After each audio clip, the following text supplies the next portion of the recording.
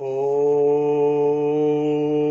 सहना भवतु सहनौ भुनक्तु सह वीर्यं करवावहै तेजस्विनावधीतमस्तु मा विद्विषावहै। ॐ शान्ति शान्ति शान्तिः।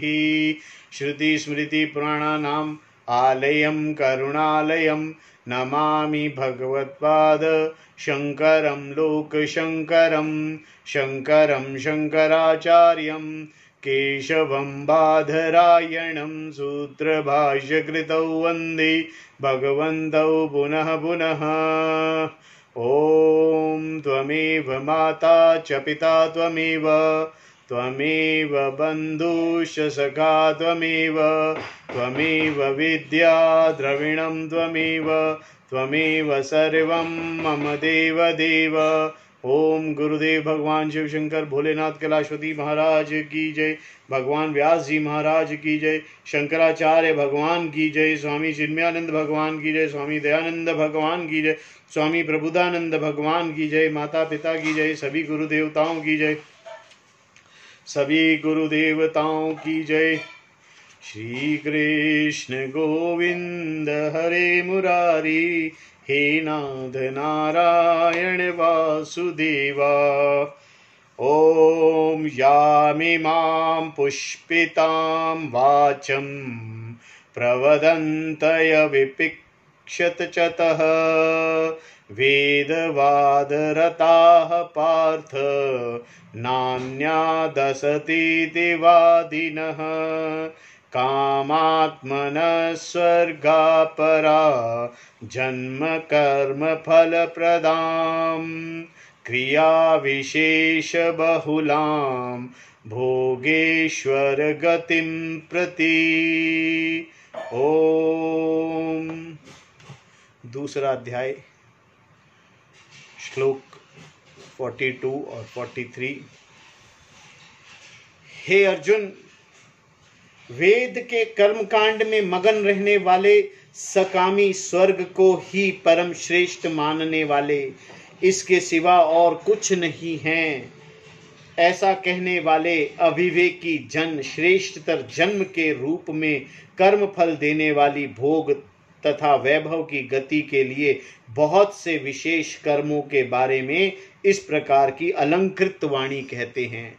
पार्थ, हे अर्जुन, कामात्मनः सकामी पुरुष वेद वारदता वेद के कर्म कांड में मगन रहने वाले, स्वर्ग पराह स्वर्ग को ही परम लक्ष्य मानने वाले, अन्यत इसके सिवा और कुछ न नहीं अस्ति है इति ऐसा वादिनः तर्क करने वाले, अविपश्चित अविवेकी जन जन्म कर्म फल प्रदम जन्म कर्म फल प्रदाम श्रेष्ठतर जन्म रूपी कर्म फल देने वाली भोगेश्वर्य गतिम प्रति भोग तथा वैभव की गति के लिए क्रिया विशेष बहुलाम बहुत से विशेष कर्मों के प्रति इमाम याम इस प्रकार की पुष्पितम अलंकृत आलंकृत वाचम वाणी प्रवदंती कहते हैं। जो सब कुछ स्पष्ट रूप से जानते हैं उन्हें विपक्षित कहते हैं, जिसके विपरीत जो ऐसा नहीं जानते उन्हें अविपश्चित कहते हैं। इनमें व्यवसायत्मिका बुद्धि नहीं होती। कुछ लोग देखते हैं पर स्पष्ट नहीं देख पाते और कुछ अन्य जन कुछ भी नहीं देखते। यहाँ पर भगवान श्री कृष्ण उनके बारे में कहते हैं जो देखते तो हैं पर स्पष्टतः नहीं जानते। यह वेद की प्रामाणिकता को मानते हैं पर इनमें प्रतिपादित की गई सबसे महान आत्मविद्या के ज्ञान को छोड़ देते हैं। चूंकि वेद में कहा गया है, इसीलिए यह शरीर पतन के बाद रहने वाले जीव की उपस्थिति को मानते हैं। वेद द्वारा प्रतिपादित स्वर्ग, श्रेष्ठतर जन्म तथा विविध प्रकार के साध्य और साधन रूपी वैदिक कर्मों के प्रभाव को भी यह लोग मानते हैं। वैदिक कर्मों की फलो उत्पादकता पर विश्वास करते हैं। अतः ये साधारण लोग नहीं हैं, यह वे लोग हैं जिन्होंने वेद शास्त्र का अध्ययन किया है और वेद की प्रामाणिकता पर श्रद्धा रखते हैं। श्री कृष्ण ने उन्हें अविपश्चित इसलिए कहा है क्योंकि यह लोग जानकर भी नहीं जानते। ये विद्वान हैं, इसीलिए हम इनकी उपेक्षा नहीं कर सकते। आदि शंकराचार्य जी ने इनकी आलोचना की है क्योंकि ये लोग मनोहारी शब्दों के उपयोग करने के तथा श्लोकों और मंत्रों के उदाहरण देकर तर्क करने में समर्थ हैं। ये बोलते हैं तथा बहस करते हैं, दूसरों से अपनी बात को मनवाते हैं, मीठी मीठी बातों से लोगों को मोहित करते हैं। विशेष अलंकृत वाणी के उपयोग में यह प्रवीण होते हैं। यह लोग उन पेड़ों की तरह होते हैं जिनमें सब फूल खिलते हैं, तब वह फूल उस पेड़ के पत्तों और शाखाओं को भी छुपा देते हैं। उसी तरह यह अपने विशेष पुष्पित वाक्यों से अलंकृत वाणी का उपयोग करते हुए जानने योग्य विषय को छुपा देते हैं। इनके शब्दात्मक वर्णन के द्वारा आदि शंकराचार्य जी कहते हैं कि यह लोग मीठी मीठी तथा सुनने में रमणीय, श्रूयमाण रमणीय लगने वाले वाक्यों का उपयोग करते हैं। इनके बोल सुनने में तो मीठे ही तो लगते हैं, लेकिन यह शब्द एक विज्ञापन के समान हैं। ये ऐसा इसलिए करते हैं क्योंकि इनमें एका बुद्धि नहीं होती। जीवन के प्राप्तव्य लक्ष्य के बारे में न तो ये जानते हैं और न उसे उन्होंने पहचाना है। विवेकी रहित लोग ऐसा अनेक साध्य तथा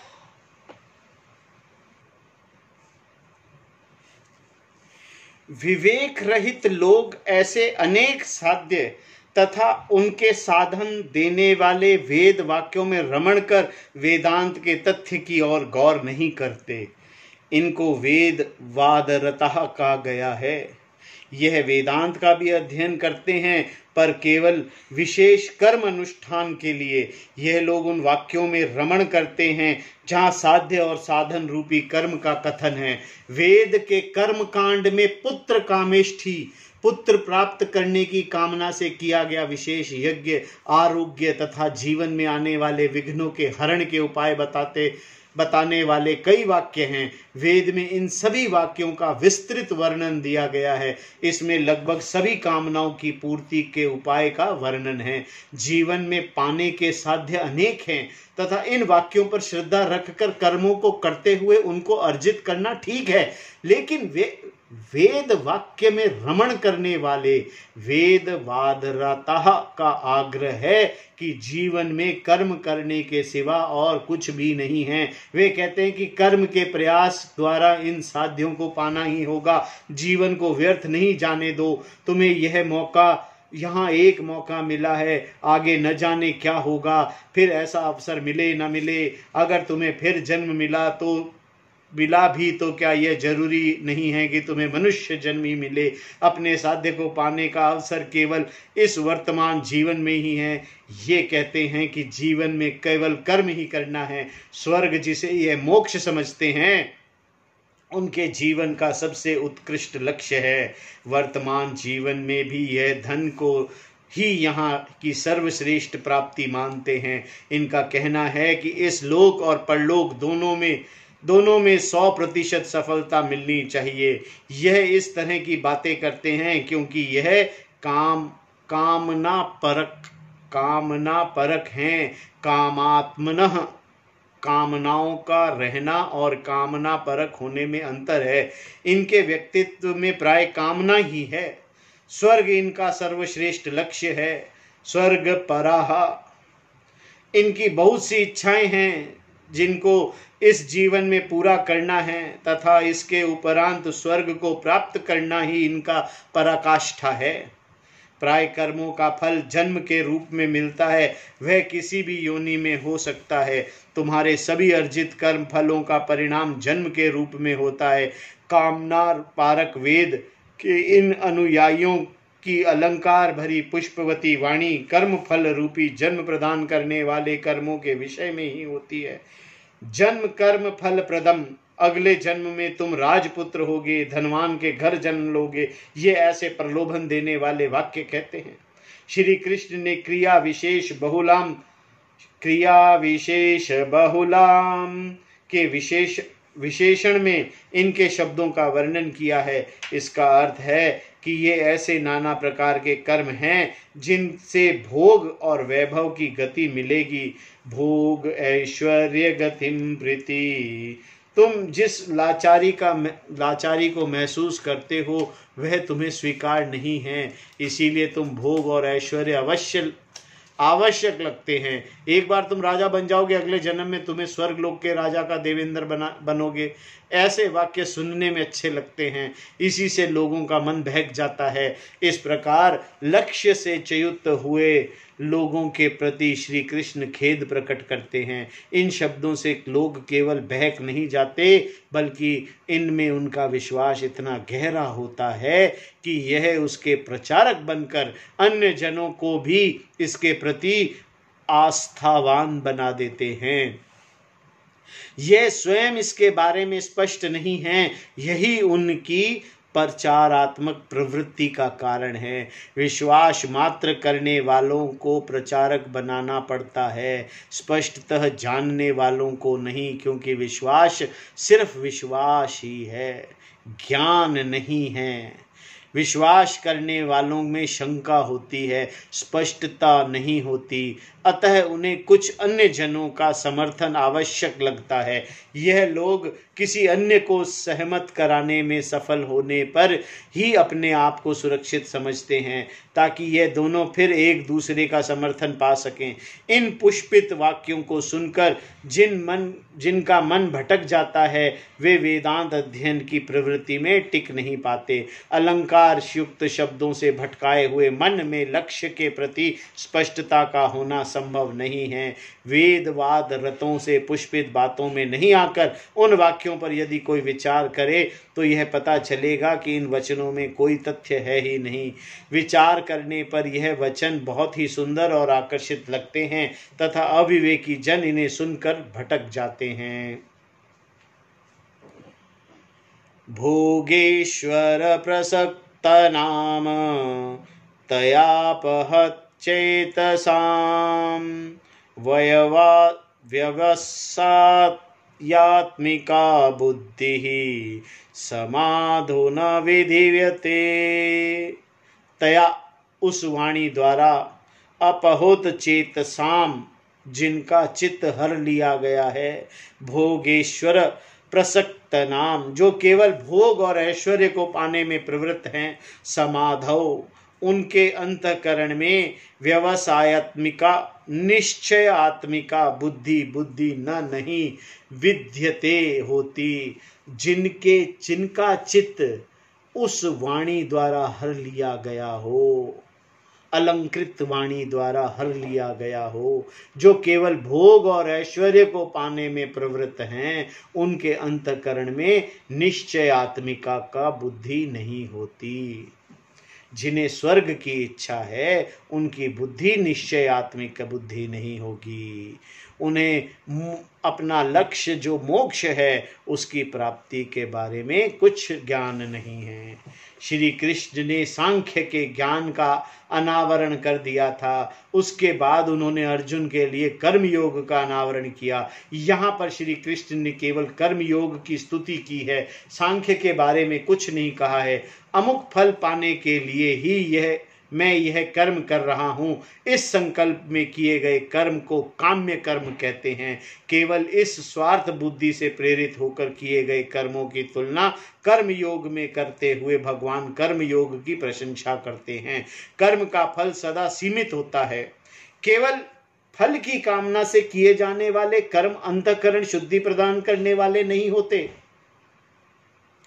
अतः इनमें मोक्ष की प्राप्ति नहीं होगी। कर्म योग की मनोभावना से युक्त होकर किए गए कर्म ही अंतःकरण की शुद्धि के लिए होते हैं। काम्य कर्म पुत्र कामेष्टि यज्ञ करने से पुत्र की प्राप्ति होगी, मोक्ष की प्राप्ति नहीं होगी। ऐसे कर्म करने वाले की तात्पर्यता मोक्ष में होती है, वह मुमुक्षु बन जाता है, इसे योग कहते हैं। कर्मयोग की मनोभावना से युक्त होकर किए गए कर्म योग की मनोभावना से युक्त होकर किए गए कर्म ही अंतःकरण की शुद्धि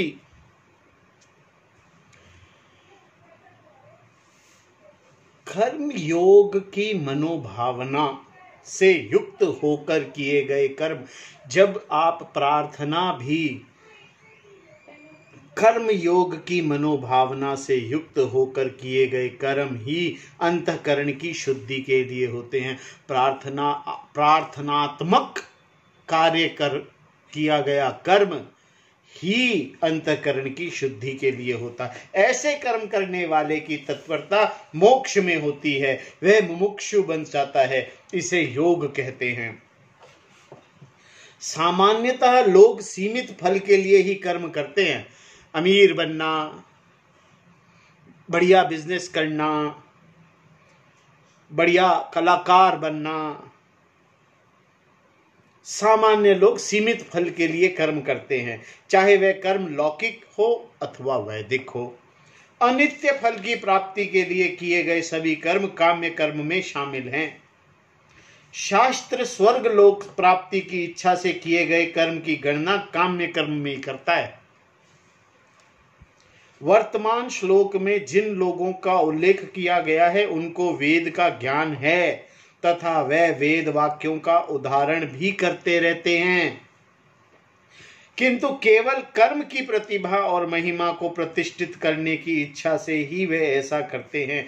वह आलंकृतिक मनमोहक शब्दों का उपयोग कर भोग तथा वैभव प्रदान करने वाले कर्मों का कथन मात्र करते रहते हैं। भोग तथा ऐश्वर्य को पाना ही इनके जीवन का लक्ष्य है तथा इन दोनों की प्राप्ति में यह अपना सारा जीवन समर्पित कर देते हैं। इनकी मनोकामनाओं को पूरा करने में तत्पर होकर यह सदा इसी का प्रचार भी करते रहते हैं। यहाँ पर ऐश्वर्य का अर्थ है सत्ता। उदाहरणतः अनेक गाड़ियां चलाने वालों पर एक ट्रैफिक पुलिस कांस्टेबल की नियामकता एक प्रकार का ऐश्वर्य है। सभी कांस्टेबल वर्ग अपने वश में रखने वाले इंस्पेक्टर की सत्ता एक कांस्टेबल की सत्ता से अधिक होती है। इंस्पेक्टर वर्ग के ऊपर कमिश्नर होता है। इन सब की सत्ता कर्म से अधिकतर है। एक दूसरे की सत्ता के इस बढ़ते कर्म को तारतम्य कहते हैं। इन अधिकारियों की न्यून अधिकता सत्ता का कर्म ही ऐश्वर्य के तारतम्य का रूप है। जो भोग तथा ऐश्वर्य में तत्पर है विविध कर्म साधनों और उनके द्वारा प्राप्त साध्यों को प्रकाशित करने वाले पुष्पित वचनों से प्रभावित होते हैं। पुष्पिताम वाचम में केवल वेद के ही नहीं अन्य प्रचारात्मक शब्द भी शामिल हैं। जिनका मन ऐसे शब्दों द्वारा हर लिया गया हो वह लोग अपहत चैतस कहलाते हैं। इनकी विवेक बुद्धि पूरी तरह ढक गई है, इनको कुछ भी साफ साफ नहीं दिखाई देता। अतः यह स्वाभाविक ही है कि आकर्षित करने वाली इन प्रवृत्तियों में उनका दोष दिखाई नहीं देता। उनकी विवेक शक्ति को आच्छादित होना ही इनका कारण है। वह क्या है जिसे पाकर सदा के लिए मेरी आतुरता का उपशमन होगा, वह ऐसे नहीं जान पाते, अर्थात उन्हें व्यवसाय आत्मिक बुद्धि नहीं होती। व्यवसायित आत्मिक बुद्धि सबके लिए एक ही होती है, क्योंकि पूर्णतः पूर्णत्व को प्राप्त होना ही सभी का एकमात्र लक्ष्य है। इसीलिए इसे एका बुद्धि कहा गया है। इसी बुद्धि के अभाव में उनके लिए प्राप्तव्य विषय भी अनेक हो जाते हैं तथा प्राप्त करने के साधन भी अनेक। यही उनके मोह का कारण है। मोह के होने से किसी प्राधान्यता देनी चाहिए तथा किसे नहीं, यह साफ दिखाई नहीं देता। ऐसे में उनका मन कभी भी स्थिर नहीं हो सकता। प्राप्तव्य लक्ष्य के प्रति स्पष्टता कहाँ नहीं होती? इस पर भगवान कहते हैं कि बुद्धि में नहीं होती, समाधो न विद्यते। यहाँ पर समाधि का कोई और अर्थ नहीं हो सकता, क्योंकि भगवान यहाँ व्यवसायत्मिक बुद्धि की चर्चा कर रहे हैं। व्यवसायात्मिक बुद्धि की चर्चा कर रहे हैं। जिन लोगों में यह नहीं होती वे निश्चित नहीं कर पाते कि जीवन में उन्हें क्या पाना है। उनका मन दिशाहीन होकर चारों ओर भटकता रहता है। इसके दूसरी ओर जिनमें एक बुद्धि होती है उनका केवल एक ही लक्ष्य होता है और वह मोक्ष, वही साध्य है। समाधि शब्द का उपयोग के बारे में आदि शंकराचार्य गीता भाष्य में कहते हैं कि व्यक्ति के मन में ही जगत का हर विषय भासमान होता है। समाधियते अस्मिन्, हर इंद्रिय गह विषय उसका अनुभव करता समस्त जगत मन में ही प्रकाशमान होता है। आँखों के खुलने पर जो कुछ दिखाई देता है उसका ग्रहण मन में होने के पश्चात ही उस विषय का दर्शन होता है। समाधि का अर्थ है अंतःकरण में, बुद्धि में। अंतःकरण, उसके अंतःकरण में लक्ष्य के प्रति व्यवसायत्मिक बुद्धि अर्थात एक बुद्धि नहीं होती और यह सदा भटकते रहते हैं। एक दुकान में विविध प्रकार के खिलौने को देखकर जिस प्रकार बच्चा बहक जाता है, उसी तरह अनेक विषयों को प्राप्त करने में लोग भी बहक जाते हैं। किसी डिपार्टमेंटल स्टोर में सूचिका को देखने के बाद मन बहुत सारी चीजों को खरीदने के लिए आतुर हो जाता है। उसी प्रकार अनिश्चित बुद्धि वाला मोहित व्यक्ति वेद को पढ़कर विविध साध्य और साधनों को देखकर भ्रमित हो जाता है। प्रलोभित करने वाले विषय केवल जगत में ही नहीं, शास्त्र में भी हैं।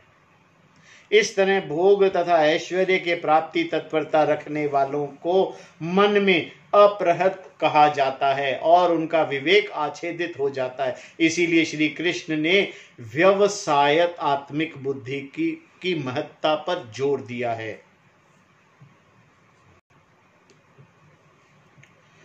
त्रिगुणय विषया वेदा निस्त्रे गुणयो भवार्जुन निद्वन्द्वो नित्यसत्वस्थो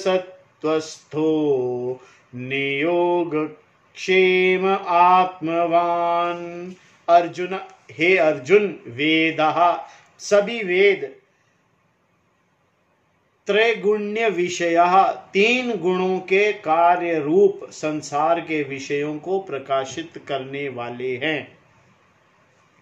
निस्त्रैगुण्य, इन तीनों गुणों से मुक्त, निद्वन्द्व, सुख दुख आदि द्वंद्वों से रहित, नित्य सत्व सत, सदा सत्व गुण से स्थित, नियोग क्षेम, योग क्षेम की चिंता से मुक्त, आत्मवान भव, अपने आप के स्वामी बनो।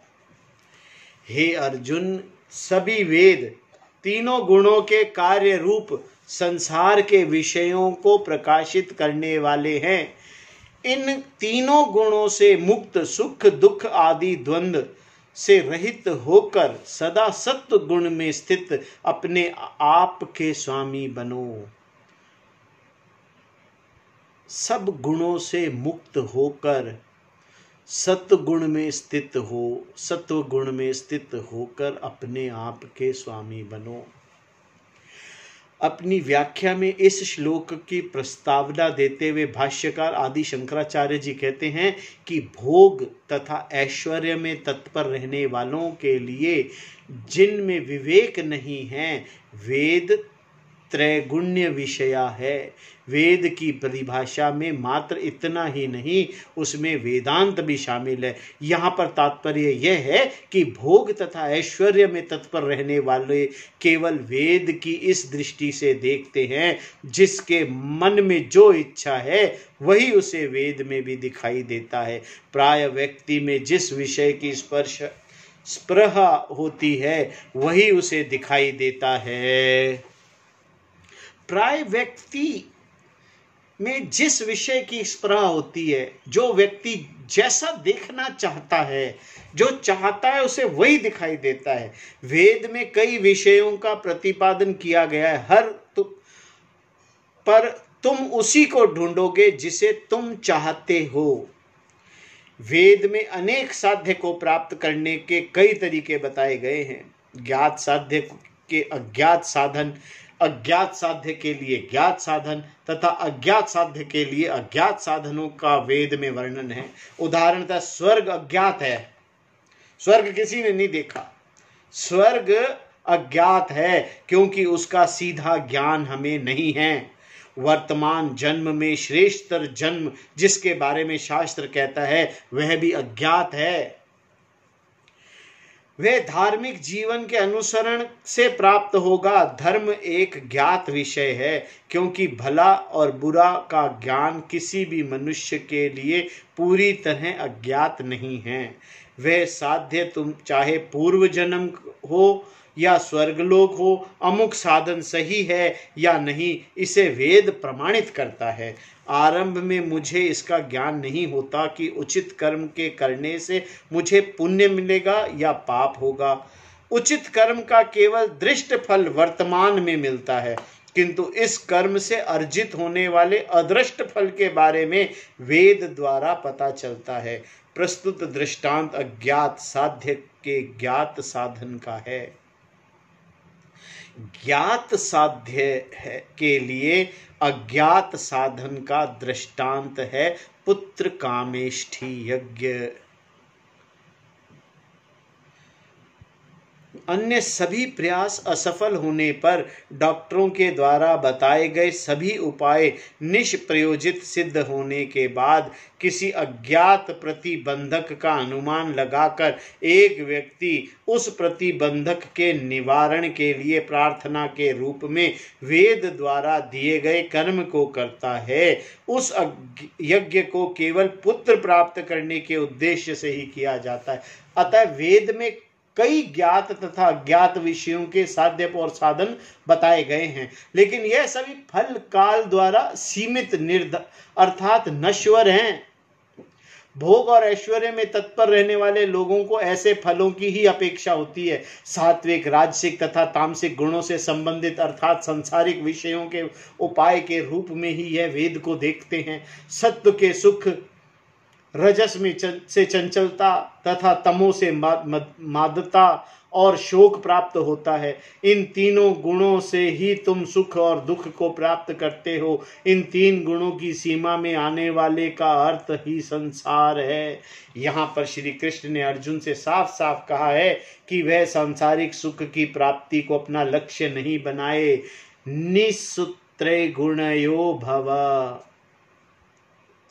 वास्तव में संसार को प्राप्त नहीं करना पड़ता, क्योंकि यह तो पहले से ही प्राप्त है। हम पहले से ही तीन गुणों के चंगुल में फंसे हैं, हमें इससे बाहर निकलना है। सागर में डूबने वाले को और अधिक जल की आवश्यकता नहीं होती। इसी तरह हमें भी संसार समुद्र के गले तक डूब चुके हैं। अतः संसार को पाना जीवन का लक्ष्य नहीं हो सकता, उससे बाहर निकलना ही लक्ष्य है।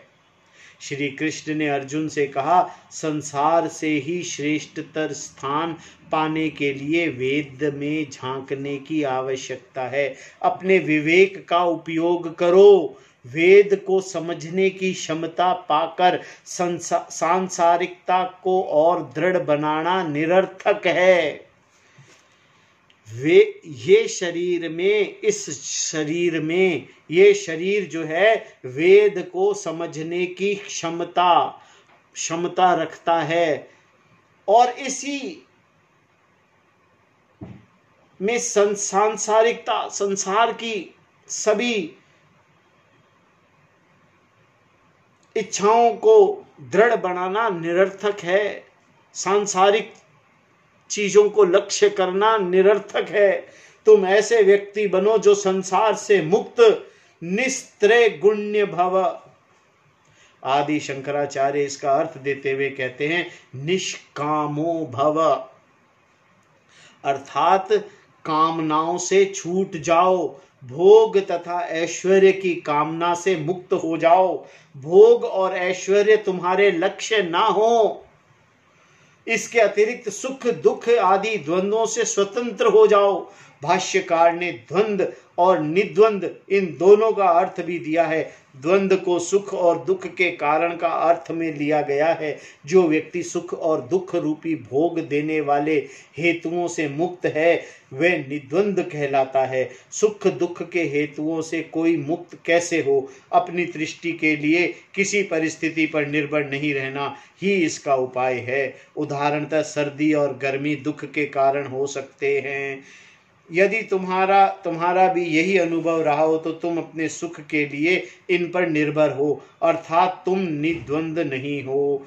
जय और पराजय भी द्वंद नहीं है, यह भी दुख के हेतु बनते हैं। हार में दुख तथा जीत में सुख होता है। मन में यह शंका हो सकती है कि हार में हम विचलित नहीं होना चाहिए, किंतु जीत में हर्ष क्यों नहीं होना चाहिए? यह इसीलिए है क्योंकि यदि हर्ष हुआ तो उसका समाप्त होने पर फिर दुख होगा। उसके दुख के समाप्त होना भी स्वाभाविक है। इसीलिए भगवान निद्वंद होने के लिए कहते हैं निद्वंद्व भव, इनसे कोई बच नहीं सकता। अतः भगवान का कहना है कि इनसे विचलित नहीं होना चाहिए। सुख दुख हार जीत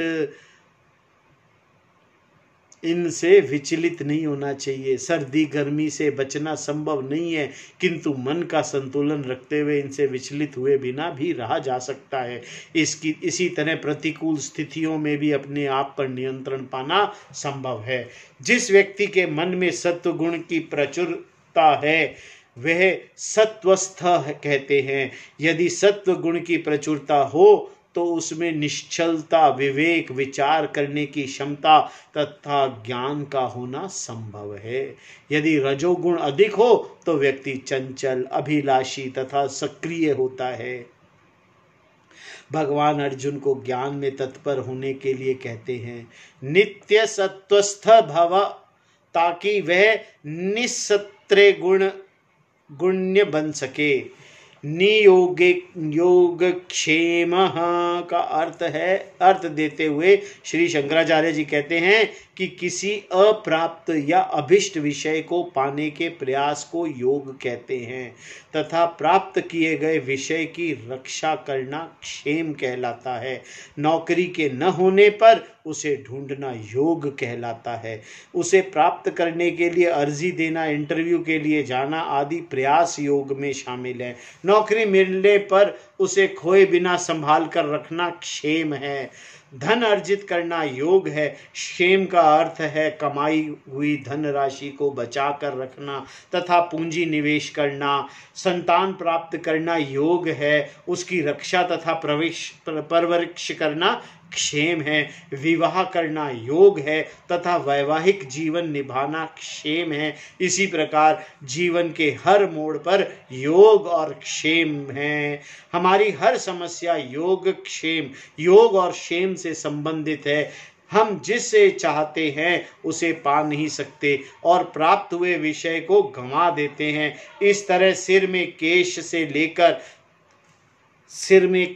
से लेकर धन, घर, संबंध आदि तक हमने निश्चित रूप से बहुत कुछ गंवाया है, जो हमारे लिए चिंताजनक सिद्ध हुआ। यही योग क्षेम की चिंता है। श्री कृष्ण अर्जुन से कहते हैं कि तुम ऐसे व्यक्ति बनो जिसमें योग तथा क्षेम की चिंता बिल्कुल नहीं है। नियोग क्षेम भव। भगवान ऐसा इसलिए कहते हैं क्योंकि जिसमें सदा योग तथा क्षेम की चिंता बनी रहती है उसके लिए मोक्ष की प्रवृत्ति बहुत कठिन है। भगवान ने यह नहीं कहा कि योग क्षेम का अनुसरण तुम्हें नहीं करना चाहिए। भगवान ने यह नहीं कहा कि योग क्षेम का अनुसरण नहीं करना, इनको त्याग देना, ऐसा नहीं कहा है, बल्कि ये कहा है कि तुम्हें योग क्षेम के लिए चिंता नहीं करनी चाहिए। हानि लाभ, जीत हार, सर्दी गर्मी, सुख दुख, जन्म मृत्यु, इनकी चिंता नहीं करनी चाहिए। श्री कृष्ण अर्जुन से योग तथा क्षेम की चिंता से निर्मुक्त होने के लिए कहते हैं। श्री कृष्ण ने अर्जुन से आत्मवान होने को कहा। जिस व्यक्ति के साथ उसका मन और उसकी इंद्रियां हो उसे आत्मवान कहते हैं। जिस व्यक्ति के साथ उसकी मन और इंद्रियां उसके वश में हो उसे आत्मवान कहते हैं, अर्थात उसका मन तथा उसकी इंद्रियां स्व अनुशासित हैं, वह अपना स्वामी है। संपूर्ण गीता में इन सभी शब्दों की व्याख्या बार बार की गई है। अन्यथा श्री कृष्ण के यह शब्द एक प्रशिक्षण नहीं होकर मात्र उपदेश रह जाते। इस श्लोक से हमें पता चलता है कि भगवान गीता में क्या सिखाने वाले हैं। यहाँ पर आत्मा शब्द का अर्थ सत्य चित आनंद आत्मा नहीं जो तुम पहले से ही हो, बल्कि शरीर इंद्रिय तथा मन है जो तुम्हारे लिए है। भगवान का कहना कि यह तुम्हारे लिए है, तुम इनके लिए नहीं हो। ये सब वस्तुएं तुम्हारे लिए है, तुम इनके लिए नहीं हो।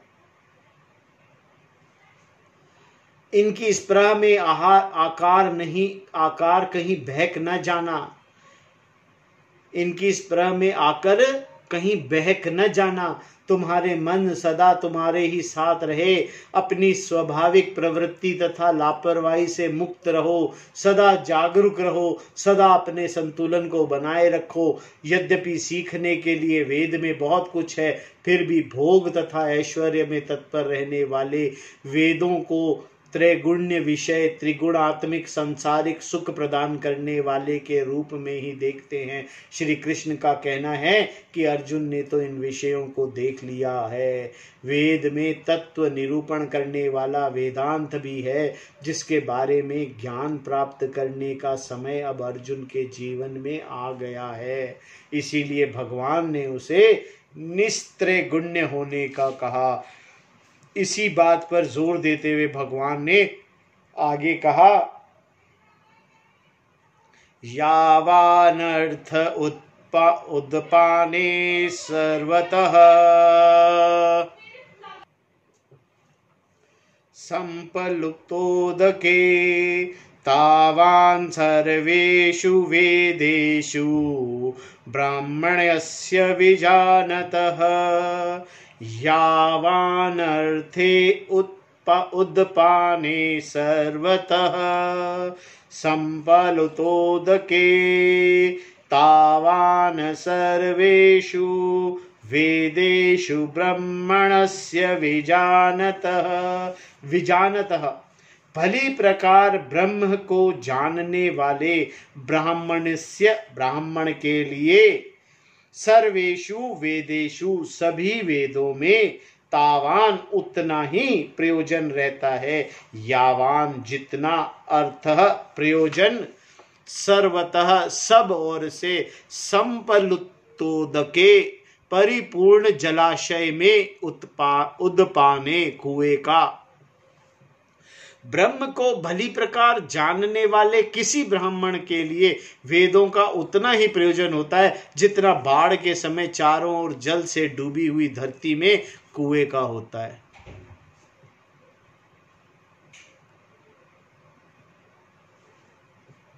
ब्रह्म को भली प्रकार जानने वाले किसी ब्राह्मण के लिए वेदों का उतना ही प्रयोजन होता है जितना बाढ़ के समय चारों ओर जल से डूबी हुई धरती में कुएं का होता है। ओम तत्सत। ओम पूर्णमदः पूर्णमिदं पूर्णात् पूर्णमुदच्यते पूर्णस्य पूर्णमादाय पूर्णमेवावशिष्यते। इस श्लोक को अब हम कल देखेंगे। ओम